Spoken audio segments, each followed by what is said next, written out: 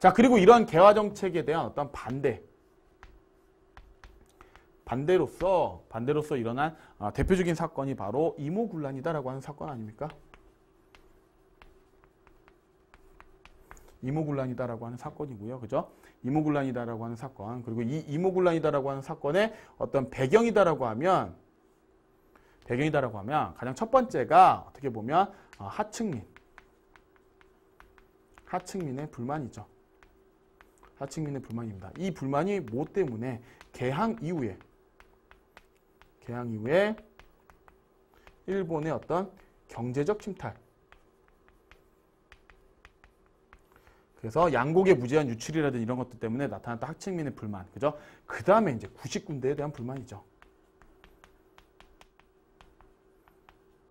그죠? 그래서 이렇게 진행이 됐다라고 하는 거고요. 이런 것들 때문에 결국에 이제 청나라가 이걸 진압해 주면서 나타났던 어떤 그 결과적인 부분에 있어서는 청의 내정 간섭이 굉장히 심화됐다라고 하는 부분입니다. 그래서 별도로 마건상이다라고 하는, 그 다음에 재정고문과 그 다음에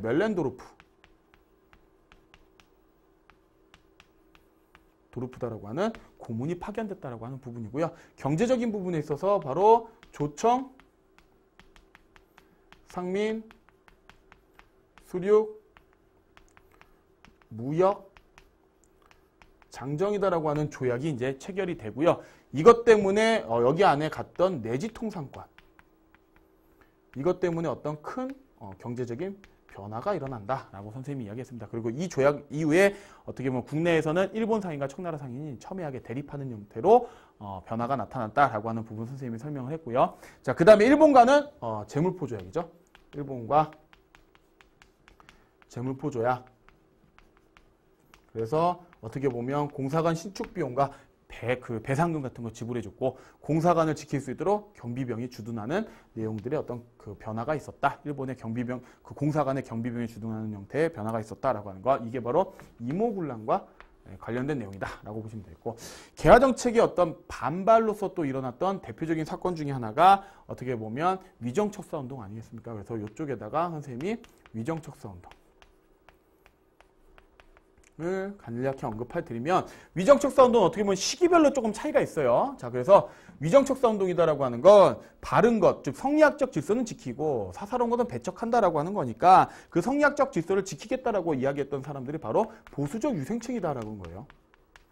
보수적 유생층이다라고 하는 계층들이고, 바로 이들이 조금 시기별로 조금 차이가 있는 형태의 어떤 변화가 분명히 있다라고 보시면 돼요. 그래서 1860년, 그 다음에 1870년, 그 다음에 1880년에 각각 어떤 형태로 나타나느냐. 1860년에는 서양이 통상유교를 했을 때 통상수교 반대, 통상 반대 운동으로서 나타났다라고 하는 거죠. 그래서 척화주전론 이런 것들 주장했다. 그래서 척화주전론을